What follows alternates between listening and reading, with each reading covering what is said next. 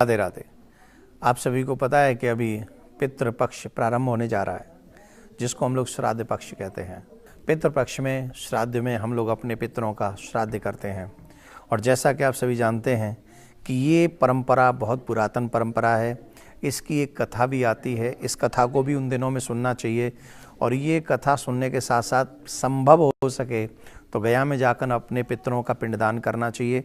अगर वहाँ नहीं जा सकते हों तो हमको चाहिए कि हम लोग अपने ही घर में मानसिक तौर पर ये समझें कि हम गया में बैठे हुए हैं और हम अपने पितरों का पिंडदान कर रहे हैं, श्राद्ध कर रहे हैं। इससे हमारे पितर प्रसन्न होंगे। पितरों के प्रसन्न होने पर हमारे घर में सुख समृद्धि और शांति आएगी और समृद्धि भी होगी, लक्ष्मी का वास भी होगा। पितृपक्ष में ही पितरों को याद रखने का बहुत बड़ा महात्म्य है। इसकी एक बहुत पुरातन एक कहानी है, कथा है। वो कथा आपको सुननी चाहिए। एक बार ब्रह्मा जी सृष्टि की रचना कर रहे थे, तो उस सृष्टि की रचना में एक गया नाम का व्यक्ति, जिसका जन्म जो है वो असुर परिवार में हो गया। तो वो स्वाभाविक तौर पे बहुत धर्मात्मा था, क्योंकि संतान के रूप में नहीं, बस वो ब्रह्मा जी की सृष्टि में निर्मित हुआ, लेकिन असुरों के वंश में चला गया, इसलिए उसका नाम गयासुर हो गया। तो वो गयासुर जो है देवी देवताओं में बड़ी श्रद्धा रखने वाला था, बड़ा वास्तविक श्रद्धावान व्यक्ति था वो। परंतु उसने सोचा कि मेरा जन्म जो है, मेरा रचना ब्रह्मा जी ने किया है वो असुर परिवार में किया है, तो मैं कितना भी धार्मिक हो जाऊं, कितनी भी श्रद्धा रख लूं, लेकिन लोग मुझे अपनाएंगे नहीं, मेरे को धर्मात्मा नहीं मानेंगे। मैं ऐसा क्या करूं जिससे वो मुझे धर्मात्मा माने। तो गयासुर ने मन में उसके में प्रेरणा हुई, उन्होंने भगवान विष्णु की बहुत बड़ी तपस्या की। और भगवान विष्णु की जब तपस्या की तो भगवान विष्णु प्रसन्न हुए, और भगवान विष्णु ने प्रसन्न होकर कहा कि तुम मुझसे वरदान मांगो। तो भगवान विष्णु ने कहा कि अगर आप वरदान मांगोगे मैं आपको दूंगा। तो गयासुर ने वरदान मांगा कि मुझे आपसे जो वरदान चाहिए वो ये कि आप मेरे शरीर में वास करें, मेरे तन में वास करें, और जहाँ जहाँ जो व्यक्ति मुझे देखे उसका सहज कल्याण हो जाना चाहिए, उसकी मुक्ति हो जानी चाहिए, उसको मोक्ष मिल जाना चाहिए। तो गयासुर के ये वरदान मांगने पर भगवान विष्णु ने उसको ये वरदान दिया, और गयासुर बड़ा प्रसन्न हुआ। अब जहाँ जहाँ गयासुर जाता, जो लोग उनका दर्शन करते, उसकी मुक्ति हो जाती, क्योंकि भगवान विष्णु का उसमें वास था। ये स्थिति बनती गई, और पापी से पापी पापिष्ट व्यक्ति भी उसकी मुक्ति होती गई, वो तरता चला गया। तो ये जो विधान है, वो बड़े से बड़ा पापी जब ये नरक में जाता, यमराज उसका हिसाब किताब करते। तो नरक में जब जाने की बात करते तो उन्होंने कहा हमने गयासुर का दर्शन किया है, हम लोग नरक में जाने का अधिकारी नहीं है। तो इस तरीके से विधि का विधान विचलित होने लगा। तो धर्मराज ने जाके ब्रह्मा जी से कहा कि महाराज अब मैं क्या करूं। तब ब्रह्मा जी ने कहा तुम चिंता मत करो, मैं कोई व्यवस्था करता हूं। तो वो गयासुर के पास में ब्रह्मा जी गए और गयासुर से कहने लगे ब्रह्मा जी कि भैया देखो, तुम्हारा जो शरीर है बड़ा शुद्ध है, और मैं तुम्हारे शरीर पर बैठकर एक यज्ञ करना चाहता हूँ। तो उन्होंने कहा मेरा सौभाग्य होगा कि आप मेरे शरीर पर बैठकर यज्ञ करेंगे। उसके शरीर पर यज्ञ एक शिला रखी गई, शिला के ऊपर ब्रह्मा जी और देवता सब बैठ गए, और इस चक्कर में बैठे थे जिससे इसका चलना बंद हो जाए, ये आगे न जाए, ये अचल हो जाए, चल न रहे। तो जाने की व्यवस्था ऐसी उन्होंने की, लेकिन वो इतना शक्तिशाली था कि इन सबको बैठाल कर भी चलने लगा। अब तो देवता बड़े परेशान हो गए, अब हम करेंगे तो करें क्या। तो उन्होंने फिर भगवान विष्णु से कहा, और जब भगवान विष्णु भी आकर विराजमान हो गए उसके ऊपर, तब उसने कहा कि जब मेरे आराध्य मेरे ऊपर आकर विराजमान हो गए तो अब मैं अचल हो जाऊंगा, अब मैं आगे नहीं जाऊंगा।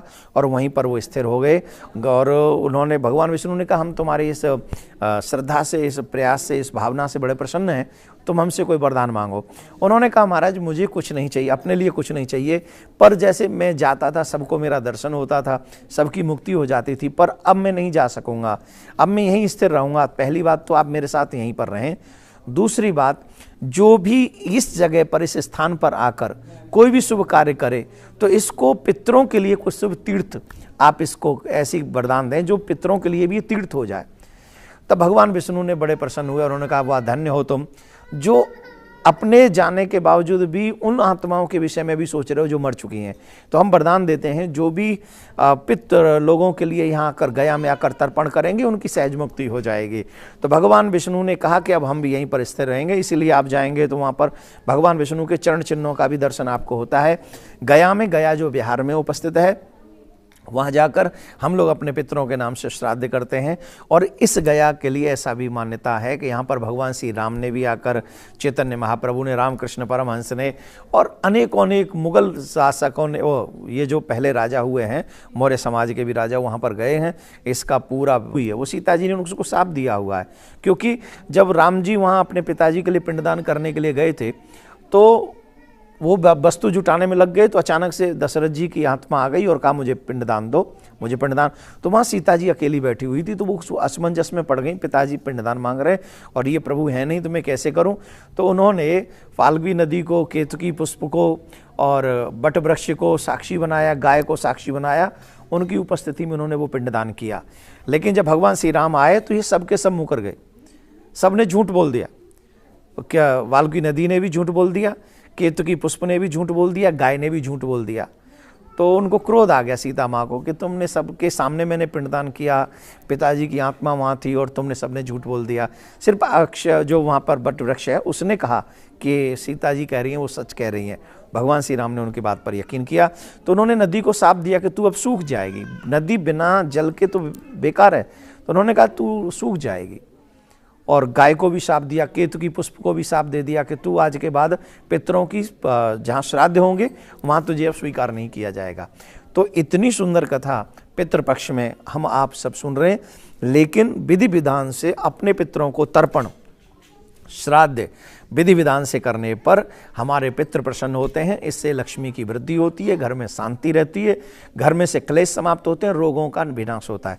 आप सबसे मेरा प्रार्थना है इस पितृपक्ष में ये कथा आप लोग जरूर सुने और औरों को भी सुनवाएं, जिससे विधि विधान से लोग, और एक बात, जब तक ब्राह्मण को जिमा न लें तब तक घर में से किसी को भी एक जो औषधि लेते हों वो और एक 5 वर्ष का बच्चा जो छोटा हो वो, इन दोनों को छोड़कर किसी को भी भोजन ग्रहण नहीं करना चाहिए।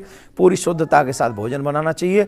पितरों को जो प्रिय लगते हों ऐसे ऐसे प्रसाद व्यंजन बनाकर उन ब्राह्मण को जिमामें और पितरों के लिए पिंडदान करें, जिससे हमारे पितृ हम पर प्रसन्न हों और नेक्स्ट जनरेशन को भी सुख शांति समृद्धि प्राप्त कराएं।